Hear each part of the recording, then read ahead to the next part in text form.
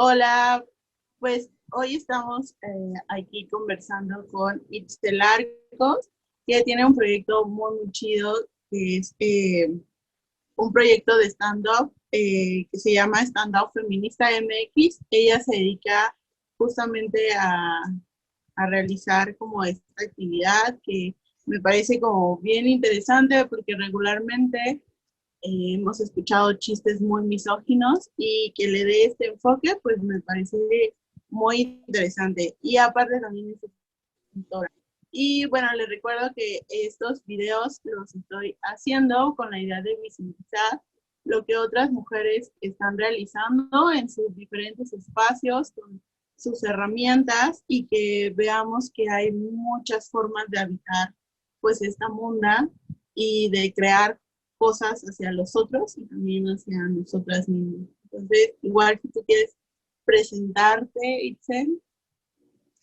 Pues yo soy Itzel Arcos y sí, soy estandopera y escritora. Me dedico sobre todo a procesos creativos de toma de voz de la palabra en las mujeres. Pues mi proyecto, digamos que base es el stand-up feminista, pero también doy clases de escritura autobiográfica. Me enfoco sobre todo, digamos que mi especialización es la autobiografía como manera narrativa. Eh, y bueno, además me interesa como hacer procesos escénicos porque creo que aparte de la palabra en primera dimensión, o sea, aparte de la palabra escrita, la palabra en tercera dimensión, en lo que se ve en procesos escénicos, pues es una manera bastante amplia de potenciar procesos de empoderamiento y de creación sobre todo. Pues me gusta mucho tu idea, me ha gustado mucho y creo que es pues creo que es necesario tomarnos un poco de tiempo para conocer qué es lo que hace la gente a nuestro alrededor, las mujeres a nuestro alrededor, porque estamos en una coyuntura bastante interesante en la que se va a acabar el mundo. Ay, no, no es cierto. eh, pues más que se acabe el mundo, sí se están acabando muchos paradigmas, se están rompiendo muchos paradigmas. Y las mujeres, yo creo que estamos ocupando un lugar central en este cambio de paradigmas y tenemos una potencia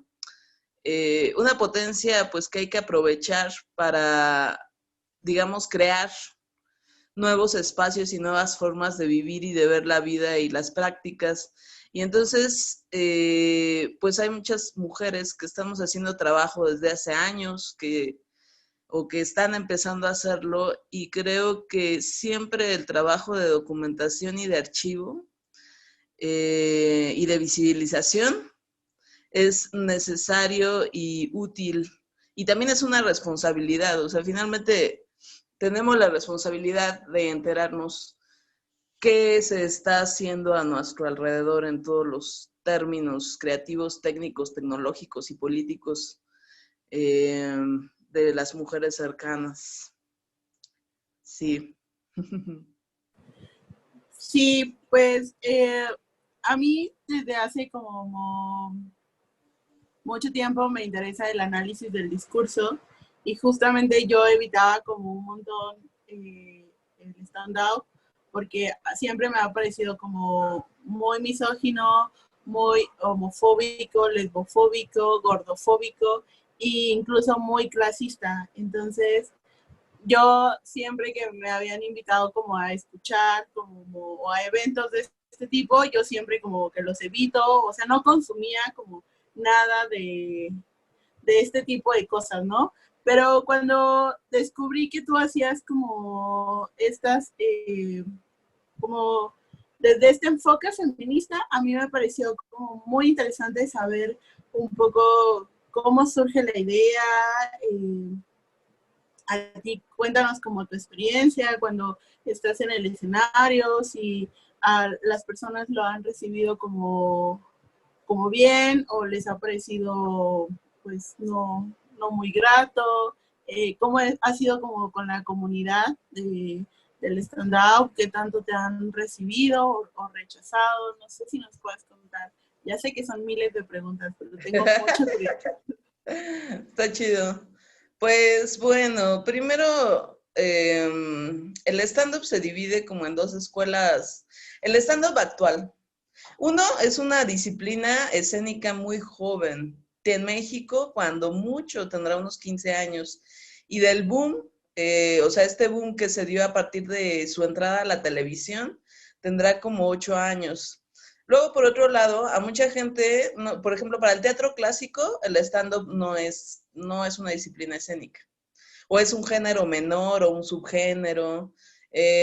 No queda bien claro como su estatus en los géneros escénicos, ¿no? A mí me gusta decir que es un transgénico más que un género, porque es, pues sí, eso es muy raro, ¿no? Y aparte, el stand-up en sus lugares de origen, en Estados Unidos y en Inglaterra, pues se hizo como una forma de extender críticas políticas, eso es muy importante a través del humor. Obviamente fue cambiando conforme se fue haciendo masivo, pero esa es como una característica que el stand-up de origen siempre ha tenido.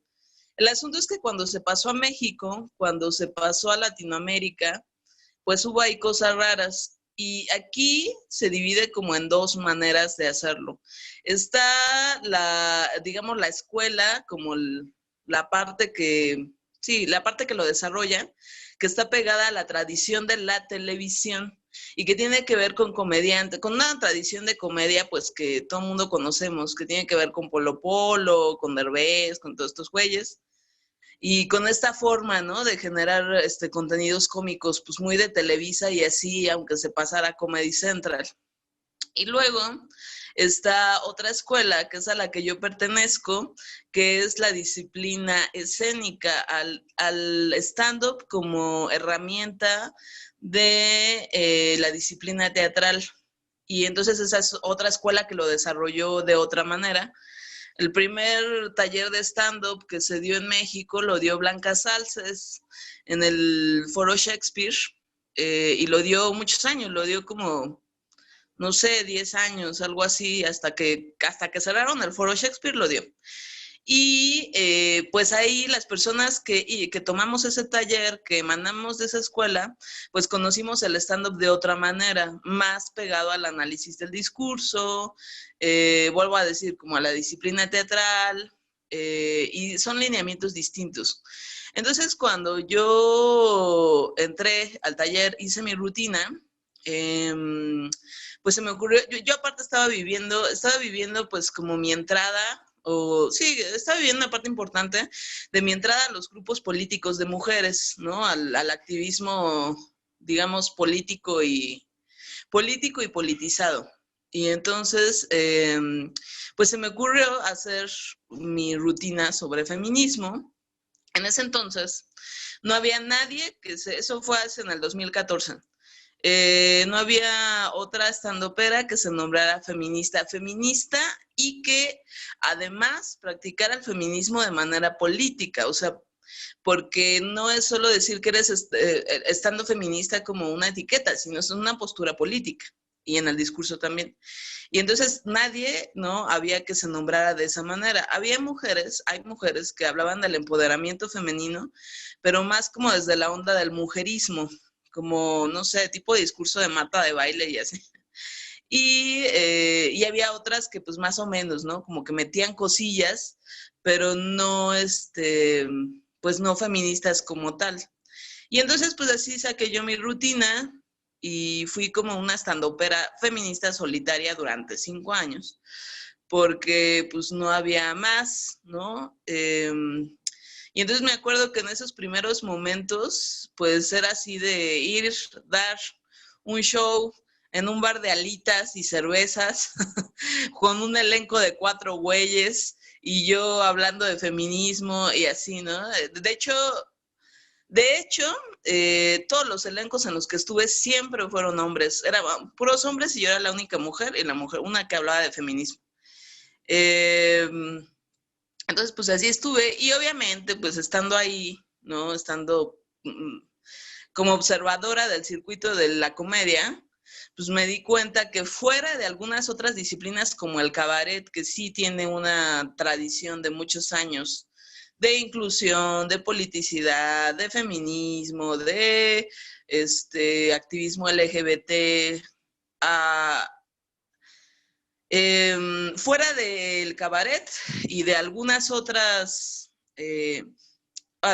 géneros cómicos, la comedia en México pues era como tú bien dices, o sea, es sumamente misógina, es sumamente clasista, es sumamente racista, se basa como en la humillación al otro, a la otra.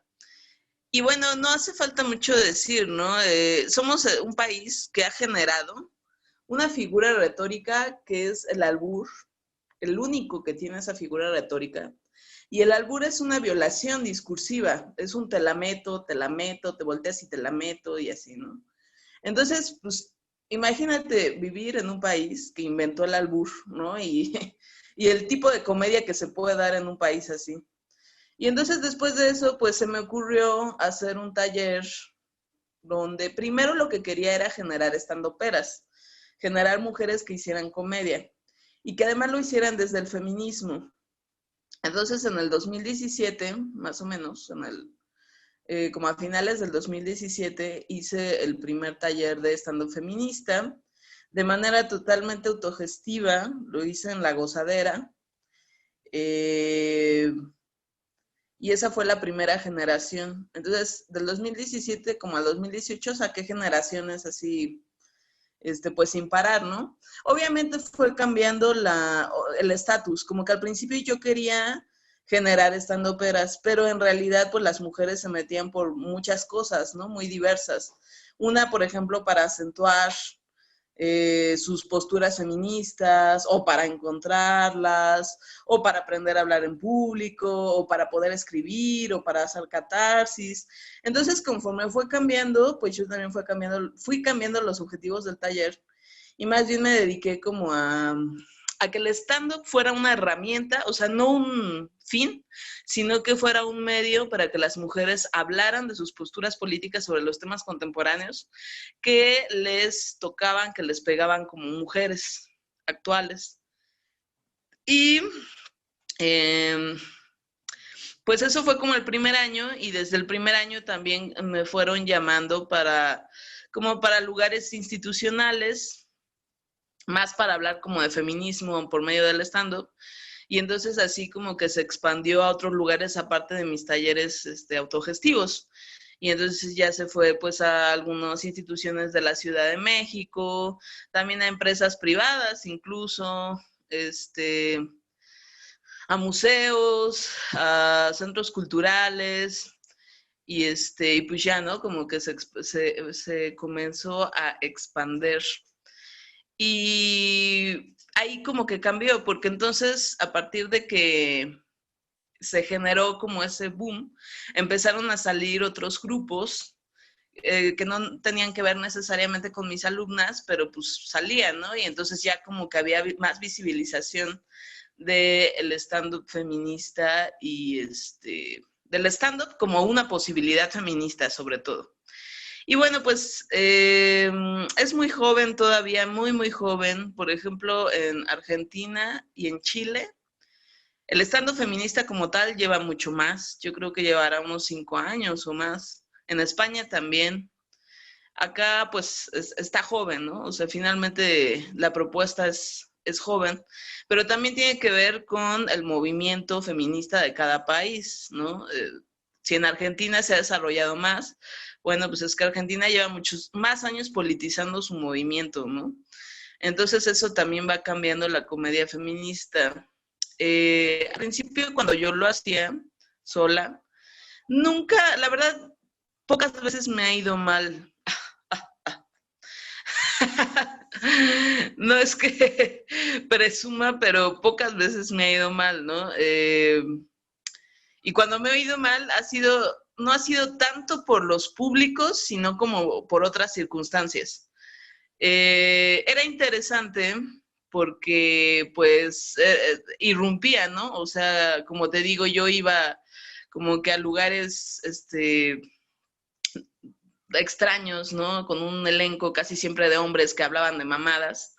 Y yo salía y decía mi rutina de feminismo, entonces como que era disruptivo, pero respondían bien, porque cuando tú hablas con honestidad de lo que eres y de lo que piensas, y cuando tomas el micrófono para decir cosas importantes, que es lo que yo intento transmitir a través de los talleres, pues tu historia te protege y tu postura te protege. Entonces, realmente, pues, o sea, y obviamente hacer humor bien, ¿no? Digo, utilizar las herramientas humorísticas de manera hábil. Pues, cuando la gente lo recibía, incluso en públicos de puros hombres, lo recibían bien, raro, ¿no? Pero bien. Igual no siempre, a veces ha habido como, no sé, la mesa que separa, ¿no? Este, los que ponen su cara de Osh, feminista. Ahora, también eso también cambiaba según lo que pasaba en el feminismo, como te decía, ¿eh? Por ejemplo, de las últimas presentaciones que tuve antes de la cuarentena fue en el Festival Tiempo de Mujeres en el Metro. Y fue muy impresionante porque, bueno, el metro es el metro y al metro llega todo el mundo, ¿no? No es un público elegido.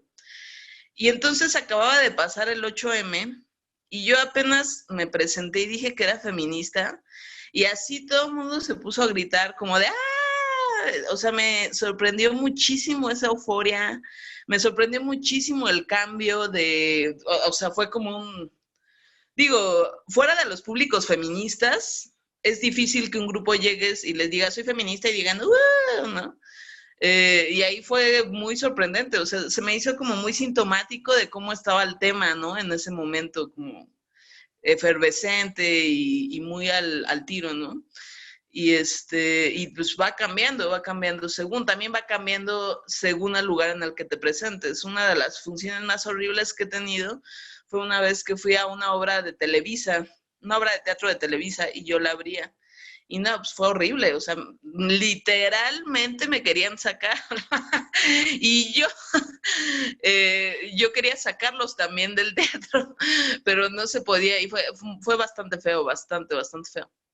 Depende también mucho pues, del contexto ideológico donde lo implementes, pero yo creo que, digamos que una buena comedia debe independientemente de la postura que trate, una buena comedia debe de incidir en todos los ámbitos y en todos los públicos. Y bueno, pues eso. No sé, ¿tienes alguna duda? Sí, me parece como muy interesante todo lo que cuentas. Sobre todo, ahora me surge la duda en esto último que dices que te querían sacar del teatro. Si tú tomas como, bueno, a mí me interesa muchísimo el tema del autocuidado en todos los espacios, porque creo que es una postura política y que es radical, porque vamos hacia nuestro primer territorio, que es el cuerpo. Entonces, a mí me gustaría saber si tú tomas alguna medida de autocuidado, de decir, yo no me presento en tal lado o no trabajo con tal persona, no sé, como Claro. qué medidas tomas. Claro, claro. Sí, yo creo que ahora, bueno, siempre he tenido una medida de autocuidado desde que empecé en esto, pero no la veía como un asunto de autocuidado, creo que la veía más bien como un asunto de ética.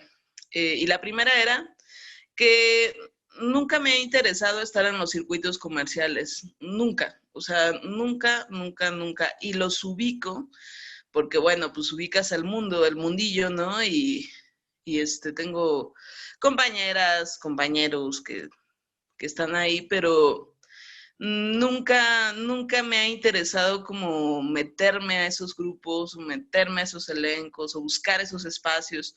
Por ejemplo, hay un espacio aquí en México, en la Ciudad de México, que es el oficial del stand-up comercial, que es un bar que se llama Beer Hall, que está en La Condesa. Hay otro ahí pasando la cuadra que se llama Woco y también está en la Condesa. Y pues era como un asunto casi de rutina que si te metías a hacer stand-up tenías que ir a esos lugares a hacer el micrófono abierto, ¿no?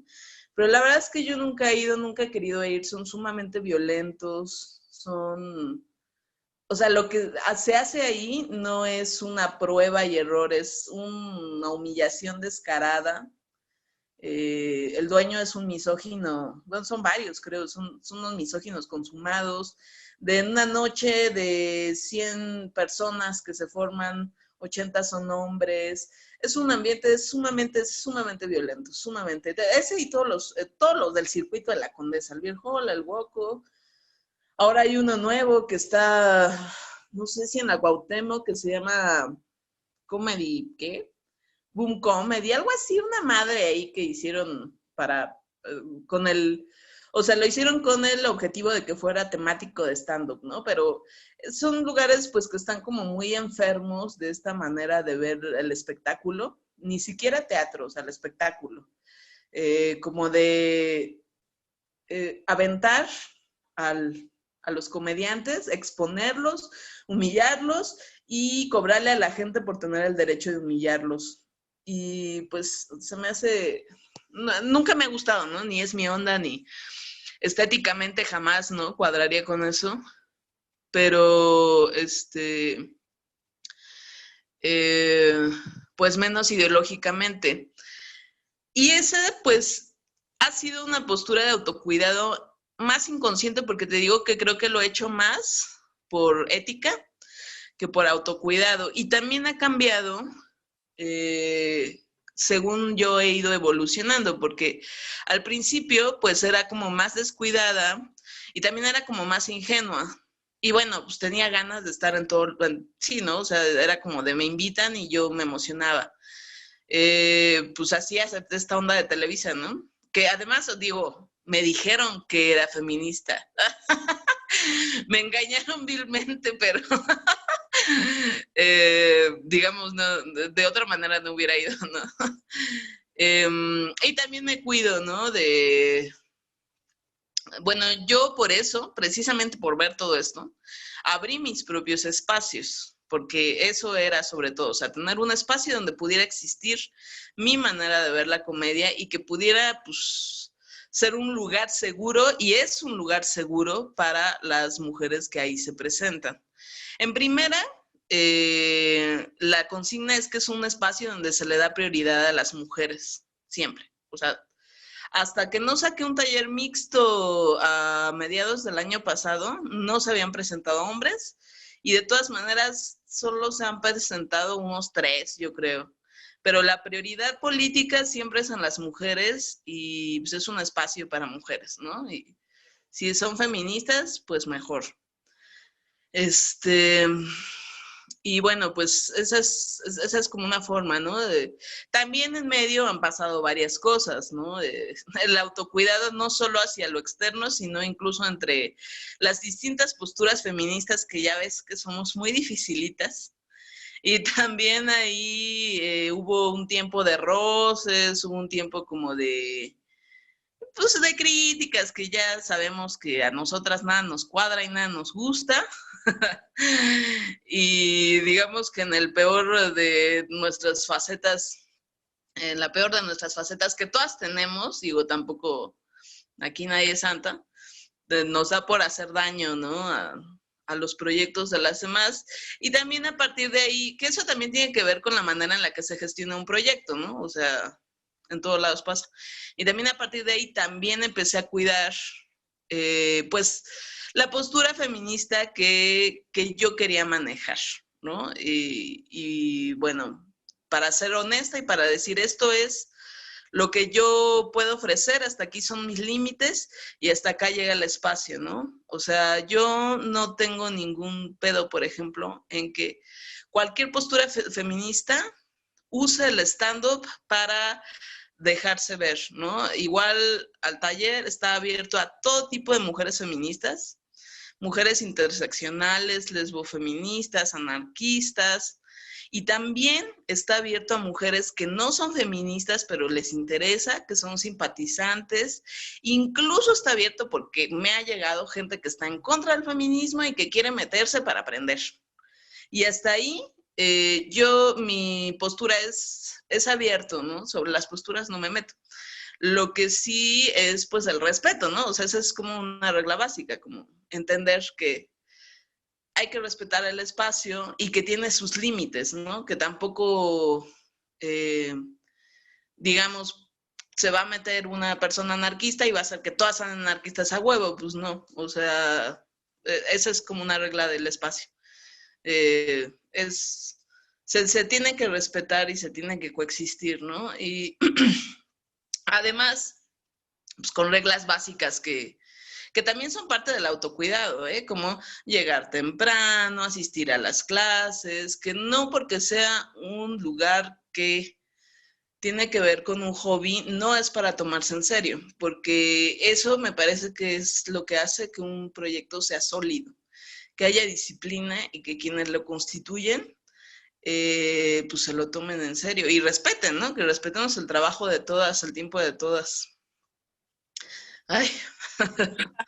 Es algo justamente que el tiempo de la otra y el trabajo de la otra y la seriedad es algo que cuesta muchísimo entender en la autogestión, ¿no? Porque pareciese que tenemos como muy metido que solo lo que se considera formal debe ser como respetado y escuchado y atendido con respeto, y lo demás lo tomamos como con mucha ligereza, como echamos a veces la flojera y no nos damos cuenta que justamente esto es como no cuidar a quienes nos está ofreciendo pues su trabajo, sus proyectos, a lo que le ha metido como mucho estudio y muchas ganas y muchas ideas. Entonces, no sé si quieras como comentar algo para ir cerrando, tus redes sociales, si tienes algún proyecto ahora abierto, un taller, cuéntanos un poco sobre eso.